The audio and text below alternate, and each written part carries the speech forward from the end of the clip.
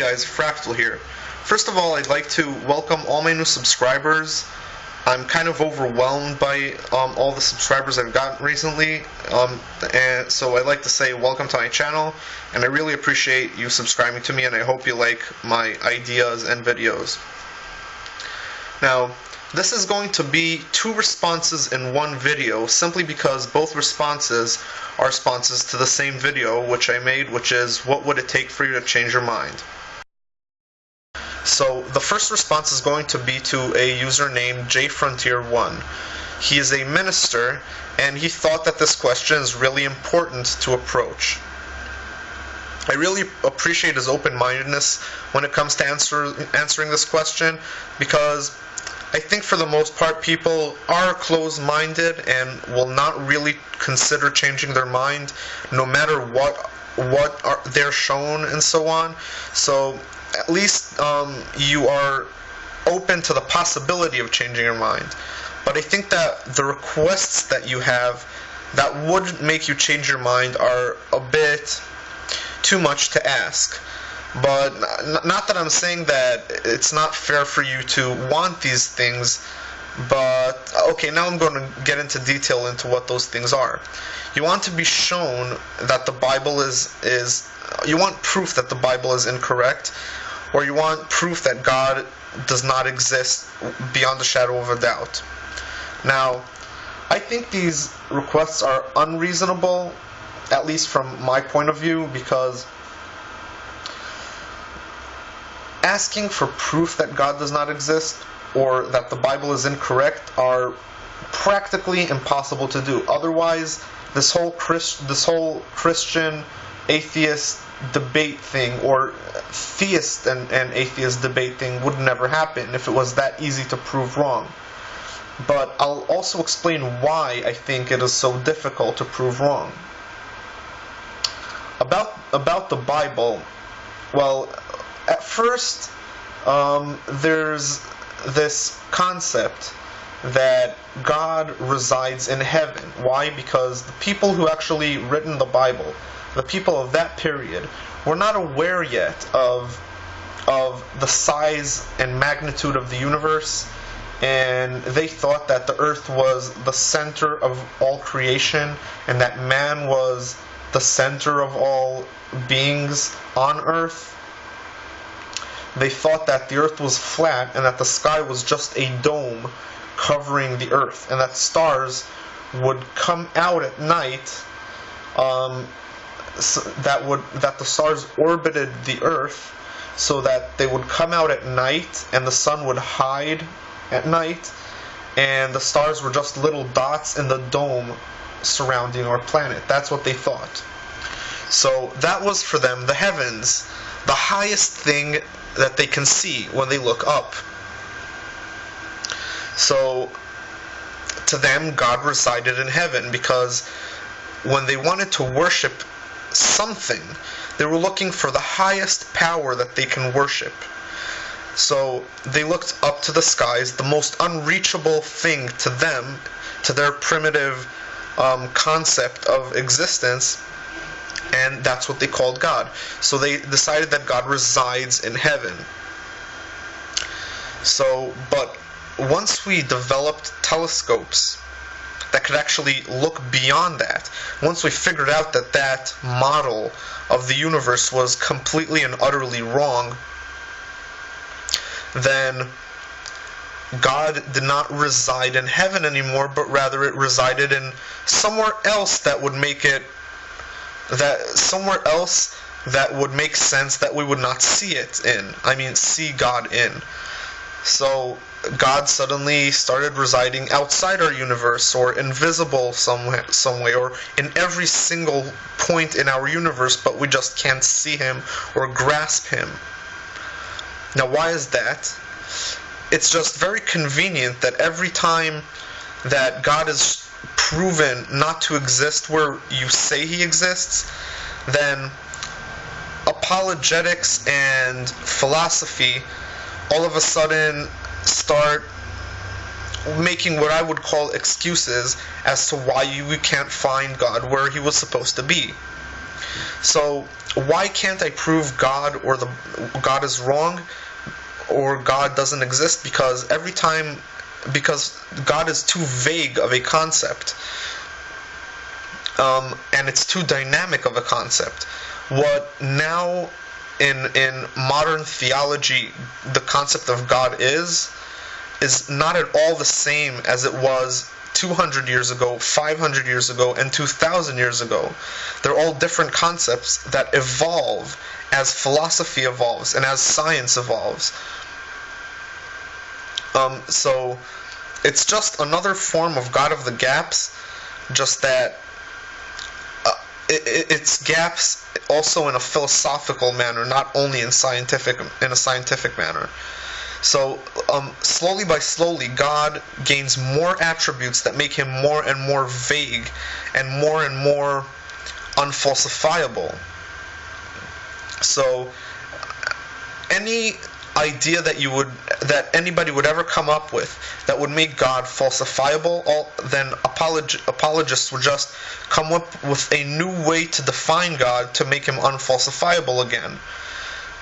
Now, about the Bible, well, if you take a completely literal approach to it, it's easy to disprove the Bible just as being complete nonsense, because there's a lot of factual, historical, scientific errors in it, and moral issues that what our objective moral standards today tell us that are wrong in the Bible are not wrong, and various other reasons as to why the Bible cannot be divinely inspired by God. But the problem you run into is when you take a not literal approach to this. And I made a video about this before. And here's the thing. Any story of the Bible that will be contradicted by facts will be labeled as symbolic and non-literal, and that way you can't refute it because it's just a symbol. But I think that as long as there is no defined rule that tells you exactly when something is symbolic beforehand, then you cannot apply this symbolicism or calling stories metaphorical, because you do it in retrospective to stories that were refuted or to facts that were proven wrong. So, for example, for thousands of years, the account of Genesis was taken literally. So, as soon as that was disproven, all of a sudden that story became allegorical. The same for the flood. And probably in the next few years or decades, the account of the Exodus will also be counted as symbolic, because that is also being on its way to being refuted as historically inaccurate. Now, what's going to be next? The resurrection of Christ can also be symbolic. I mean, every time you try to show that something is impossible or historically never happened, then apologists can just say, no, it's just symbolic, it's just a metaphor. But I think that if you can't say in advance what is symbolic that will apply to the entire Bible, and define it ahead of time so that in future generations, when other things are being proven or disproven, then you will know if religion or Christianity should count it as facts or a literal meaning of the stories, or should they just take it as symbolic. Doing it in retrospective is just a little bit like making excuses. Unless you actually do find a really interesting or really elaborate explanation as to what that symbol represents and how it actually applies to the circumstances that revolved around that period or that story. Okay, so that's my response to Jfrontier1. This is going to be a response to Noelplum99. He made a really interesting video and I really liked it.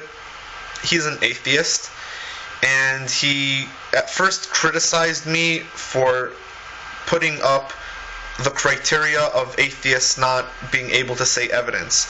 Now, like you understood yourself, I uploaded those annotations a little while later, after I was already criticized about saying that atheists can't mention evidence. So I needed to clarify what I meant by that.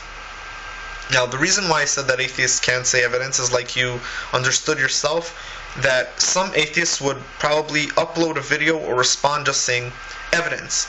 I want evidence, and that's it. And their whole video would consist of one word. Now, that's one of the things I wanted to avoid. Now, another thing I wanted to avoid, and that's what I was trying to say with God existing outside our universe, not that that is one of the definitions of God that I want atheists to try to address, but rather that I wanted them to not answer something on the lines of, I want physical, empirical evidence that God exists. I want to feel and see him with my own eyes. I want to meet him in person. I want to see what he looks like. Things of that nature. So that's what I meant when I said that God exists outside our own universe, or space and time, and is outside the grasp of our five senses. So here's an example of something that would constitute evidence for God that you can answer to this question. A prophecy in the Bible that comes true, but that is not a self-fulfilling prophecy. Or if there were, I don't know, if there was any information in any holy text whatsoever, be it the Quran, the Bible, or the Torah, or any other religious text whatsoever, with a scientific fact that nobody could have known at the time. And not only could they not have known that, but it was also far from being likely the case. And that would revolutionize science through that holy book. Not only looking back at something that was discovered in science and then attributing certain texts to it as if those texts describe that scientific breakthrough. If there was a prophecy that actually came true, word for word, exactly as it's described in the holy book, that would go a long way for convincing me. That is something that is considered evidence, but is not really physical, materialistic evidence that you can see with your own eyes. That is the kind of answer that I wanted to avoid. Now, I've kind of stumbled on my words in that video because I did it in one shot, and I kind of stumble on my words because English isn't my first language. I said this before, but I'm going to state this again. So sometimes it's really hard for me to try to formulate my thoughts in English. So when I said theists in that video as theists saying that God exists outside the universe, I didn't really mean theists are saying that, but I said that, but rather it's like an apologetic concept, just like I described in my earlier reply to Jfrontier1, that you can always say that God cannot be grasped by our five senses. So that's what I meant by that. So yeah, I wanted atheists to tell me what would make them believe in a God, but also keep in mind that one of the attributes of a God might be that he does not exist in our universe in a way that we can see, feel, or hear him, like with our own ears. Like, if we hear him in our own mind, that's acceptable, but that's because our mind isn't a materialistic thing. if we hear voices in our head, it's still not physical air vibrations that reach our ear and get translated in the brain and so on. So that's the kind of thing that I meant. I really liked your answer, by the way. I'm going to link both of their videos in the description box. And I apologize if I sound incoherent because it's 7 in the morning and I stayed up all night taking care of stuff because my sister's coming in a few hours from Israel with her fiancé, which I'm going to meet for the first time, and they're getting married soon, and I needed to take care of a lot of stuff, so I am kind of tired and I didn't have enough sleep, so I'm sorry if this video did not sound coherent.